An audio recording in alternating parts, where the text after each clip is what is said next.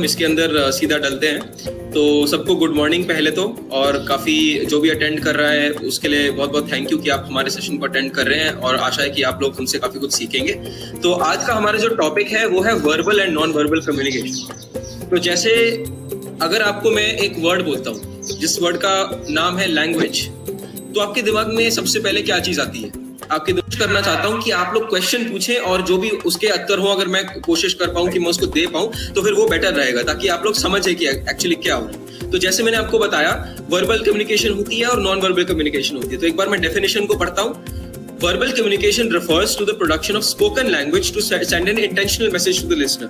अब इसका मतलब ये है कि verbal communication मतलब बोलना या फिर लिखना जो कि एक इंटेंशनल मैसेज है, जानबूझ के हम लोग किसी को कुछ बताने की कोशिश कर रहे हैं। जैसे अगर मैं अभी आपको कुछ कह रहा हूं तो मेरे दिमाग में है, हाँ मैं बच्चों को ये मैसेज देने की कोशिश कर रहा हूं और उसके लिए मैं हिंदी भाषा का प्रयोग कर रहा हूं। अगर हमारे पास होती है नॉन वर्बल कम्युनिकेशन, उसकी क्या डेफिनेशन है? Non verbal communication is information that is passed without the use of spoken और रिटन वर्ड्स।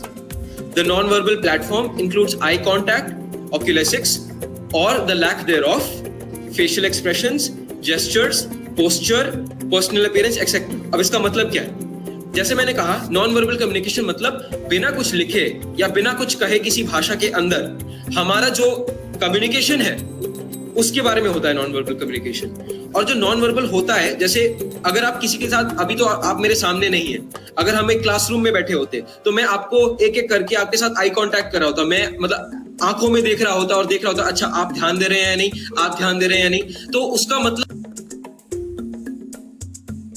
डूएबल है, मतलब आप उसको आराम से कंडीशन कैसा है। तो आपके लिए कुछ होमवर्क है और वो होमवर्क बहुत बहुत बहुत डूएबल है, मतलब आप उसको आराम से कर सकते हैं अगर आप थोड़ा दिमाग लगाएं।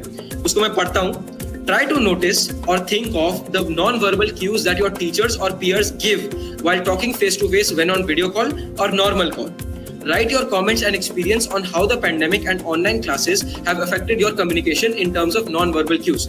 तो इसका मतलब ये है कि आपको अपने दोस्तों को, अपने अध्यापकों को, अपने मम्मी पापा को, अपने दादा दादी को, नाना नानी को देखकर ये जानना है कि वो कौन से तरीके के नॉन वर्बल कम्युनिकेशन कर रहे हैं आपके साथ। चाहे वो बॉडी पोस्चर से हो, चाहे वो वातावरण से हो, चाहे वो इशारों से हो, चाहे वो एक्सप्रेशन से हो, चाहे वो ऐसे ये भी एक इशारा है ना, ये भी एक इशारा है। मैं कुछ बोल नहीं रहा उसके बारे में, मैं आपको हेलो हाय नहीं बोल रहा हूँ, लेकिन एक इशारा है ना।